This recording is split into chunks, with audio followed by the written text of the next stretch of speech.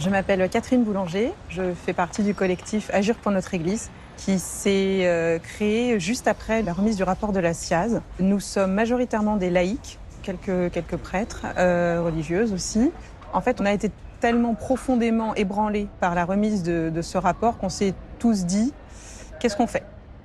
Est-ce qu'on reste spectateur de la situation? Est-ce qu'on quitte l'Église parce que c'est trop abominable le mal que certaines personnes ont fait en son nom? Ou est-ce qu'on agit?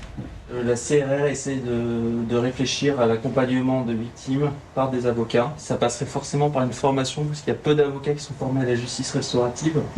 En fait, à un problème systémique, il faut une réponse systémique. Donc ça passe par de la prévention, ça passe par de la formation, ça passe par repenser complètement certains aspects de la pastorale qu'on peut avoir vis-à-vis des jeunes. C'est interroger la posture du prêtre, donc toutes les questions liées au cléricalisme, les questions liées au pouvoir aussi. Il y a une espèce d'hypocrisie, disons-le, entre la notion de service et de pouvoir qui sont confondus. On voit qu'il y a différents ressorts qui sont propres à l'Église catholique qui vont pouvoir permettre que ces abus puissent avoir lieu. Donc il y a bien un système. Systémique ne veut pas dire systématique. Ça ne veut pas dire tous les prêtres sont des pervers sexuels.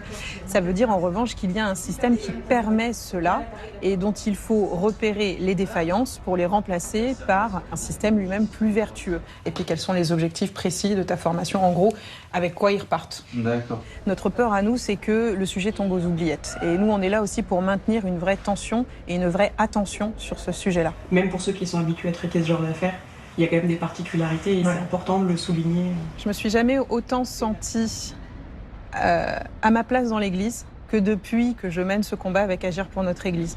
Parce que ce que le Christ nous enseigne, c'est que ce qu'on a fait au plus petit d'entre les siens, c'est à lui qu'on l'a fait. Donc j'obéis au commandement d'amour du Christ, en fait. Et j'ai l'impression d'accomplir ma mission de baptiser.